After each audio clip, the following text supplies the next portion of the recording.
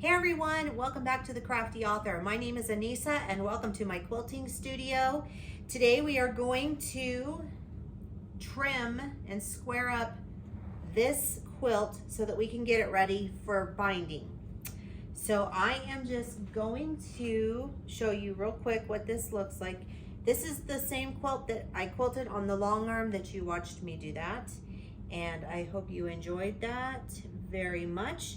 Now we're gonna trim this all up. And also we're going to bury some threads if we have any on the back or the front that need to be buried. But for right now, we're just gonna focus on squaring it up and cutting off parts of it that we don't really need. So we're gonna just jump right. All right, so what you're gonna need to square up your quilt is you're gonna need a long ruler. You're gonna need a cutting mat underneath it.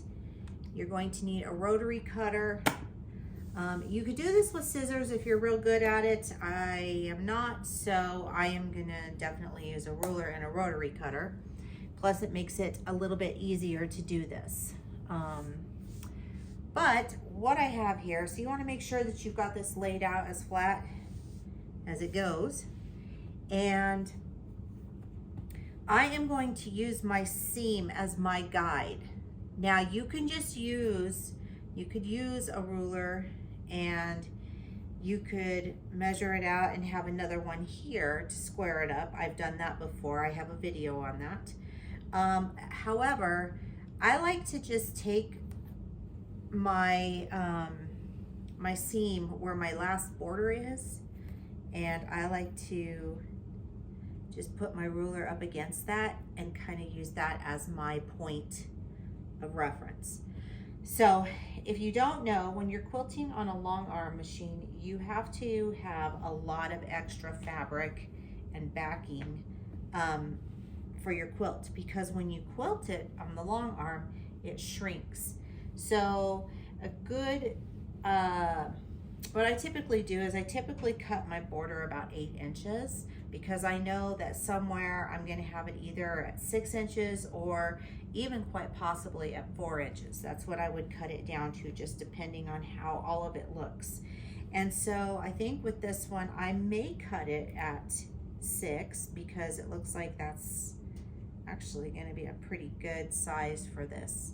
And it'll still keep the quilt large enough for me where I want it to be. And so that's all I'm gonna do, is I'm just gonna line up right here on this line of my border right there. And I'm just gonna place my ruler there, and I will start cutting here.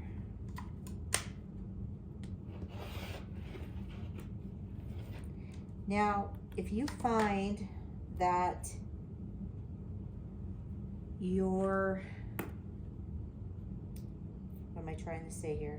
I'm trying to think and do something at the same time. If you find that, oh, I forgot what I was gonna say. Sorry. Hopefully it'll come back to me. Oh, I know what I was gonna say. If you find that your ruler and stuff is sliding around when you're cutting, you can always use a weight. I use a 5-pound weight, and that holds it in place very, very well. It also takes the pressure off of your wrist from having to hold that down so hard to make sure that you get an accurate cut. Okay, so there's that. And now I'm just gonna move my quilt down a little bit here.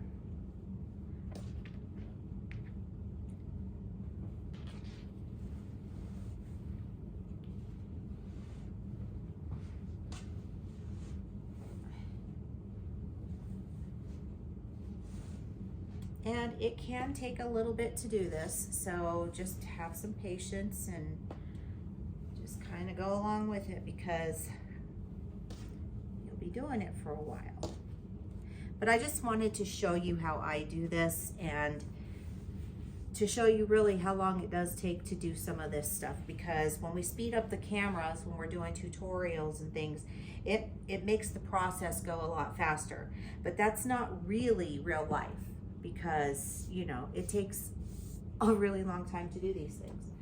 So I just want to show you that, and I just want you to know that, you know, if you're feeling like, oh, there's something wrong with me because I don't quilt as fast as, you know, this person or that person, you shouldn't, because it takes everybody lots of time to do this.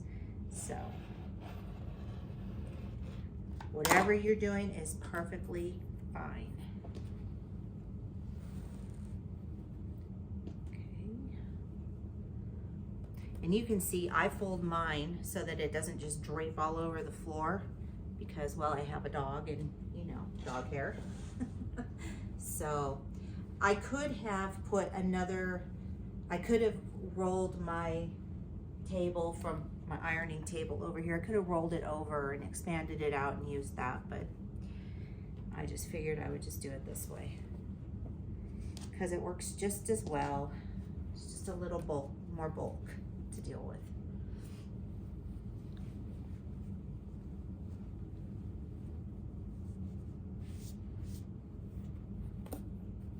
Okay, so again, I'm just lining up on my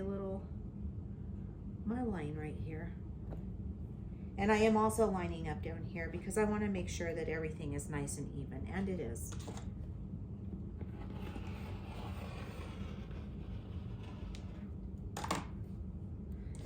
Didn't quite get that one, did I?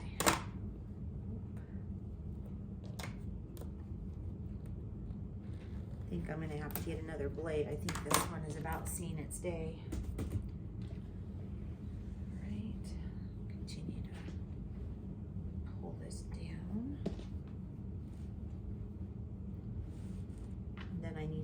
Fold this as I go along, because now this side is getting more of the bulk.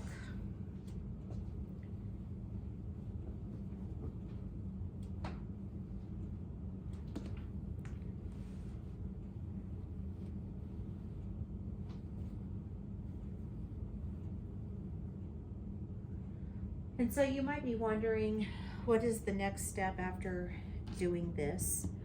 And for me, the next step, I can tell you, will be to make the quilt label for the back.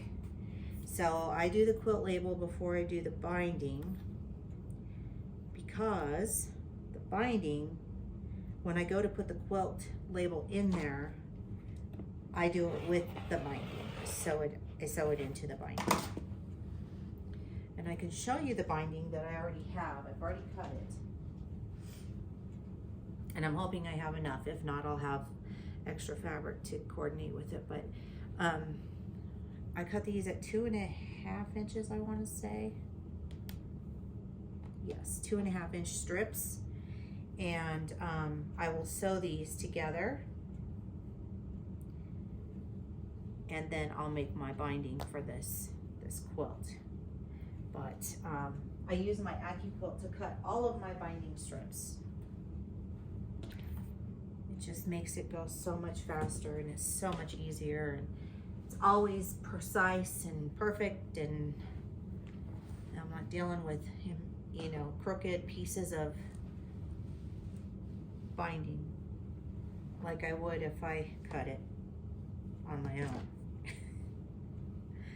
Because trust me, that is always a nightmare when I do it. So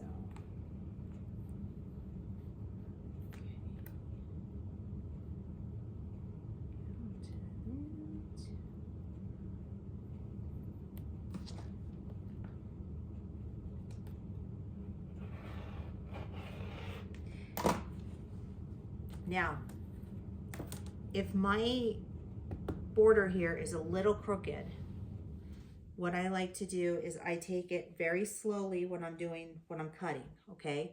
And what I do is I just keep going until I can line it up straight along my edge like that.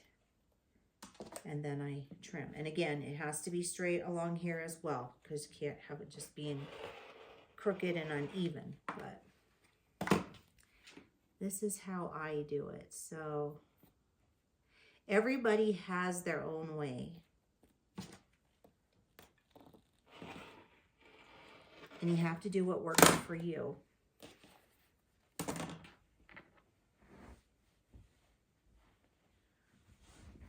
Oh, this quilt is heavy. Heavy, heavy. Okay. See a piece I need to cut here. There we go.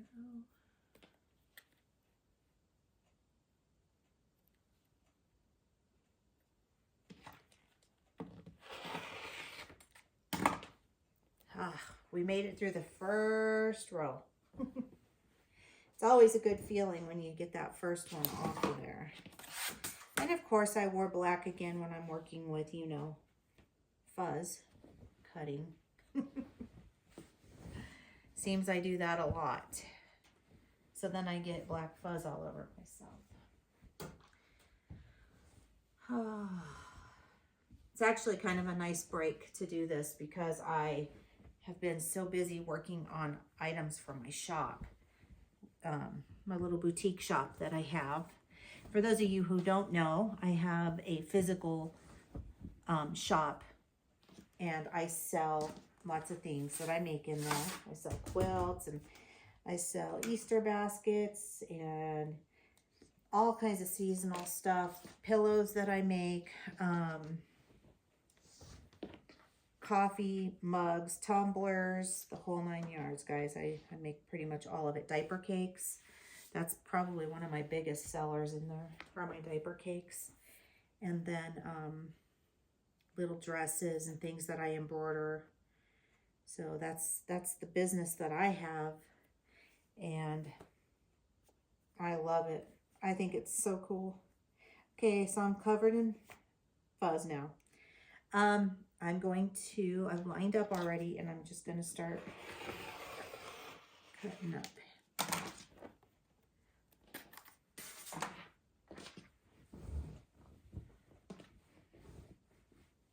I always like cutting the shorter sides the best. I don't know about you, but I find those to be like really satisfying to cut. Now this one is off by quite a bit. I'm not sure if you can see that, but it is. And I'll show you how I'm going to get around that.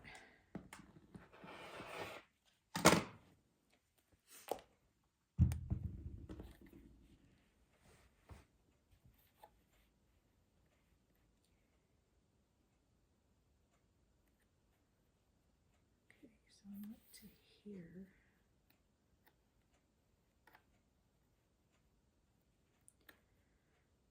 I am going to line up, excuse me, since this bows in just a little bit, I'm going to stay on this line down here where I cut straight, and I'm going to line up with this top one right here, straight. And I know that this is going to be just a little bit off, but that's how I'm going to do it.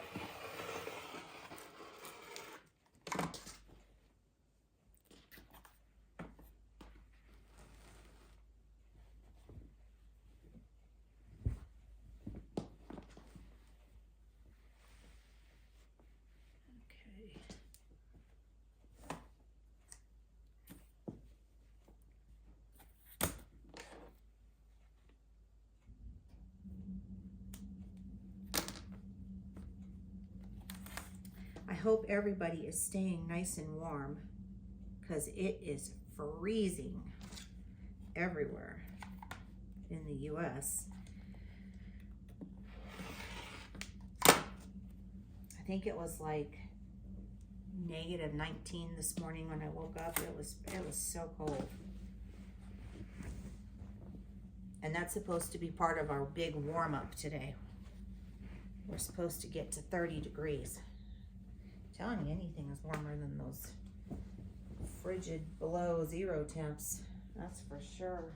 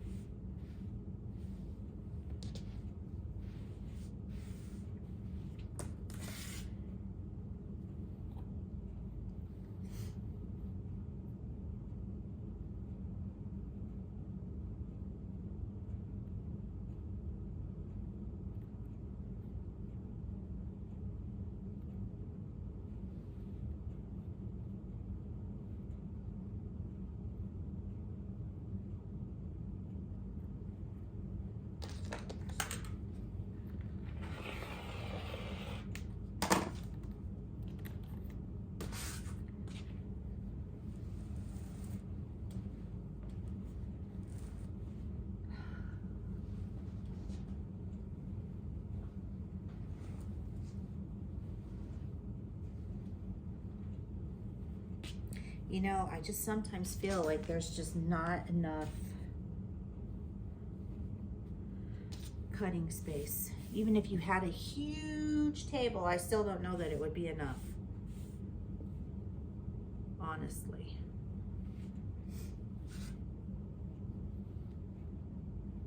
I told my husband that we should have made my cut table much, much bigger when we built this, and he laughed at me because he wanted to make it bigger because he knew. And I was like, no, it'll be perfect, just that size, just right the way it is. I should have had him make it bigger.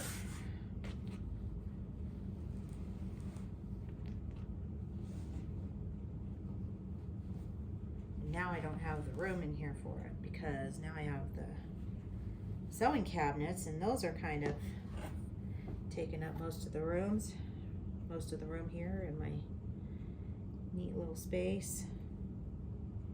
Still love this space though, gotta say.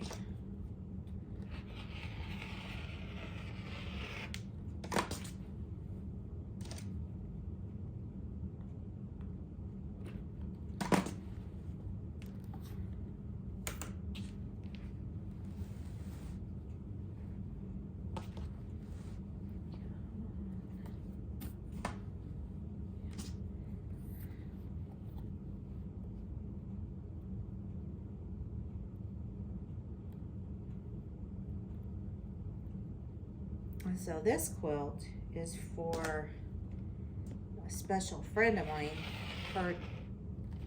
She has a little granddaughter, and she asked me to do this for her. And I actually have known my friend Wendy since we were 12 years old. She's not my oldest friend, but she is one of them.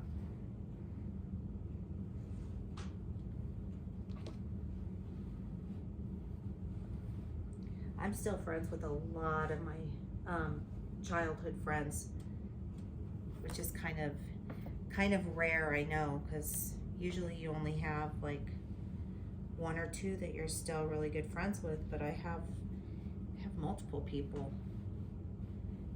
and it's really neat. I know I'm blessed that way.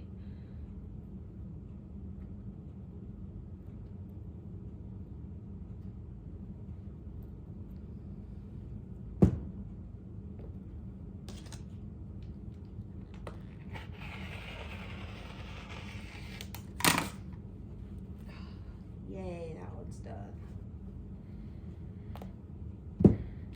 And of course, you know, I just toss all the scrap to the side until I get to it. So, nothing fancy going on in here. This is as fancy as it gets. And you can see it's taken me a while to do this and to fight with the quilt and all that good stuff. It's just how it is.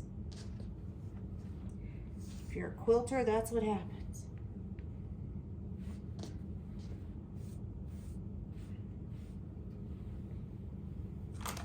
Okay, let's see. Trim you.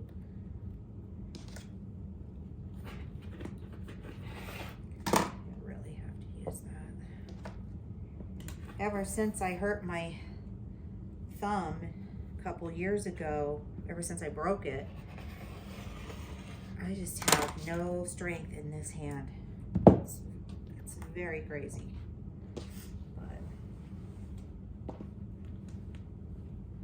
I'm glad I don't have that cast on anymore. That I couldn't do anything with. And I don't know why I thought I could, but I did.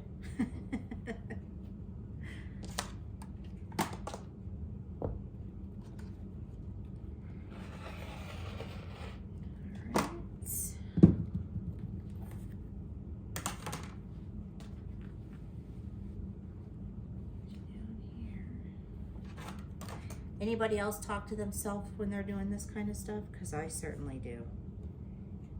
I talk to myself as I'm measuring and cutting,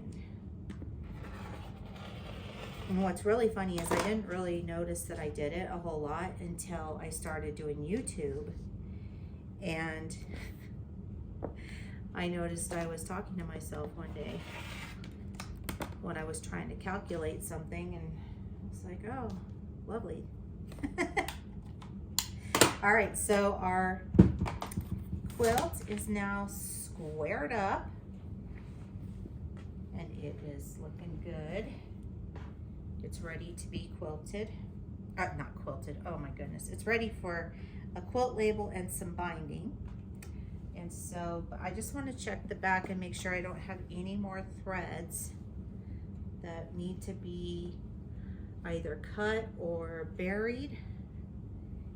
And so far, I have not seen any. Well, there's one. Okay. So that one is good. There's none over here. Okay. So that's good. The only place I see any is right down here in this corner here. So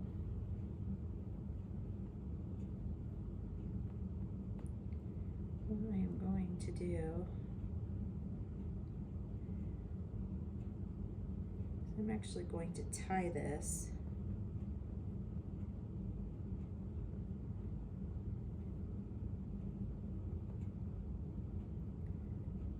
Just going to tie that.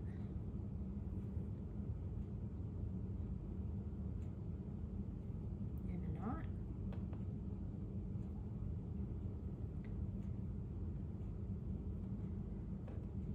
Now I could just trim this if I wanted to, but I think I'm going to actually bury the threads so I can show you how I do that. So let me grab a needle.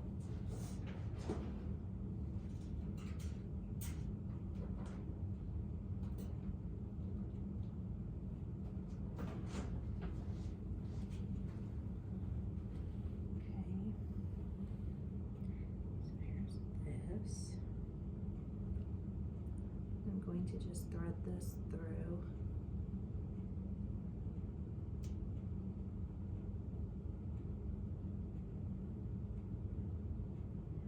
Got one in there, but I missed one. Okay.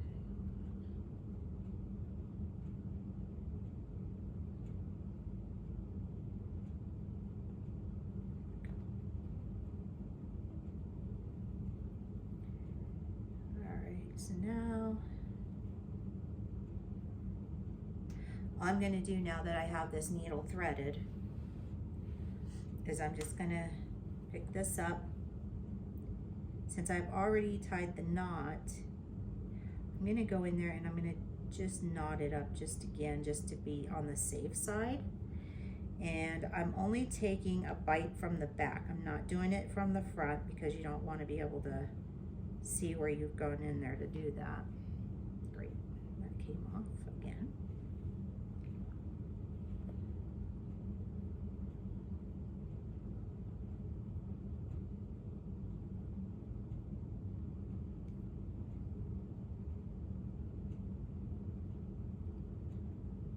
And if you're like me and have trouble threading a needle,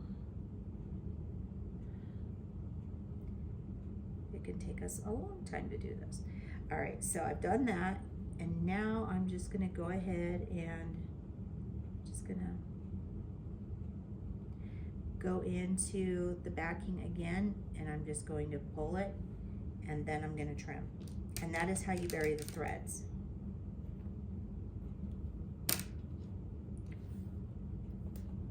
Easy peasy.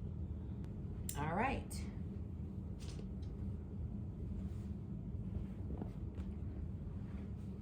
And this is what it looks like once it's been, excuse me, it's squared up.